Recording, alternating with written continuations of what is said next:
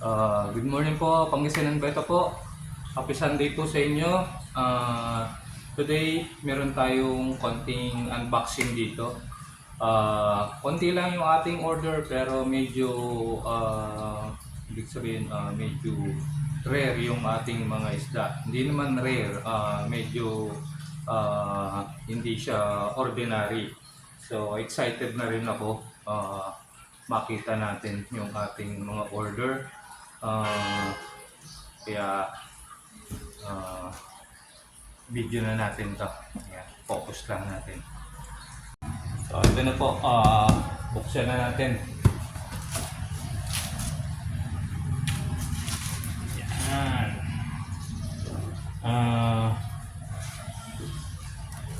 Pan ako ng ng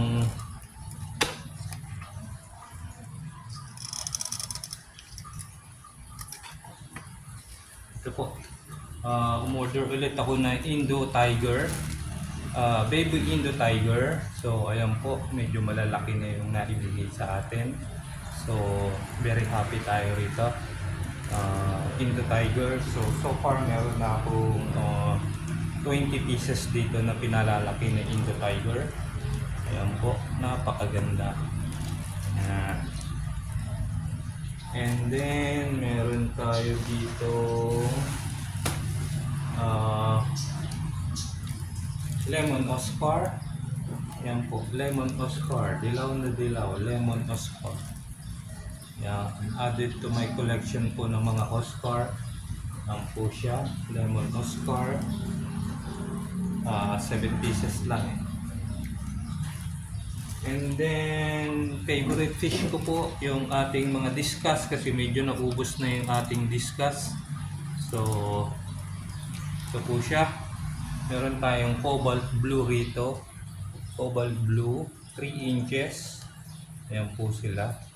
3 inches. So far, so good. Ang gaganda ng mga isda. Ayan. And then, meron tayong super red pigeon. Wow, lalaki. Ganda. Yan, super red pigeon.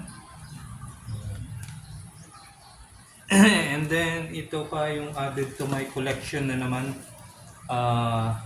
Ang ulit tayo ng Chana. Although for sale pa rin. Itong ating Auranti Maculata. Chana Auranti Maculata, or also known as Golden Cobra. So ito po, meron na tayong Golden Cobra. Chana Auranti Maculata. Yan po, Golden Cobra. Napakaganda, ganda ng size niya, good size po. Yan. And yung lastly natin,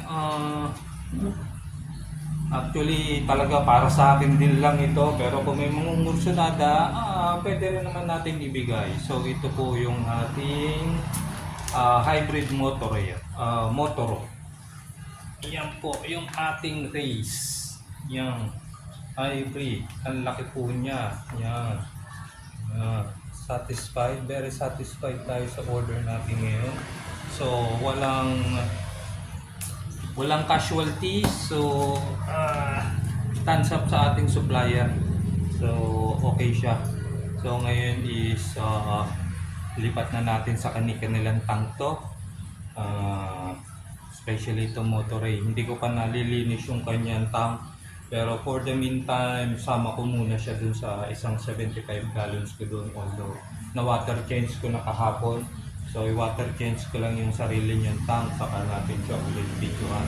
So yan lang po yung ating mga not so ordinary fishes ngayon dito sa ating shop. So if you want to visit my shop po, dito lang po tayo sa Tayug, Pangasinan.